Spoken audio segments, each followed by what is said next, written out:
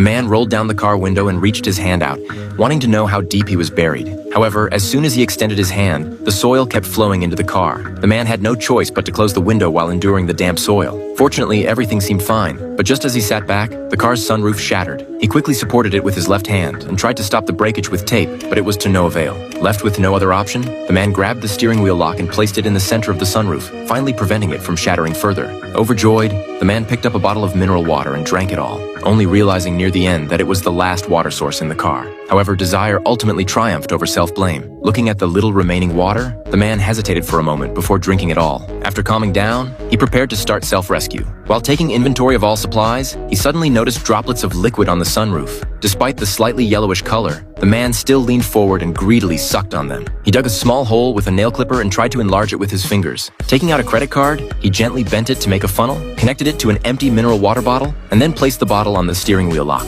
With this, the man's drinking water problem was solved. Next, he disassembled an outdoor tent and took out a steel pipe. Carefully removing the water bottle, he further enlarged the hole and then pushed the pipe upwards. However, it seemed to hit a rock and couldn't be forced, even causing a stream of water to flow out. He quickly stuffed the hole with newspaper. For more effective exploration, he punctured the bottle cap, tied it tightly with a string, and then threaded it through a thin steel pipe to prevent foreign objects from flowing down the pipe. With everything ready, he pushed the pipe out, but the distance was insufficient. He could only connect 2 pipes with tape and continue pushing hard. As the distance increased, the friction became greater. Even using all his strength, he could only move a dozen centimeters. In desperation, he took out a jack, which saved him a lot of effort. But the jack had reached its limit. Left with no choice, he had to personally intervene again. He took a blanket, placed it on his back, and then pushed hard, finally succeeding in pushing it up. He looked along the pipe, but it was still pitch black. So he straightened a clothes hanger wire and poked it upward. A click was heard, as if a miracle had really happened. The man took a deep breath and prayed incessantly. Sure enough, looking along the pipe, there was a glimmer of sunlight. The man was overjoyed.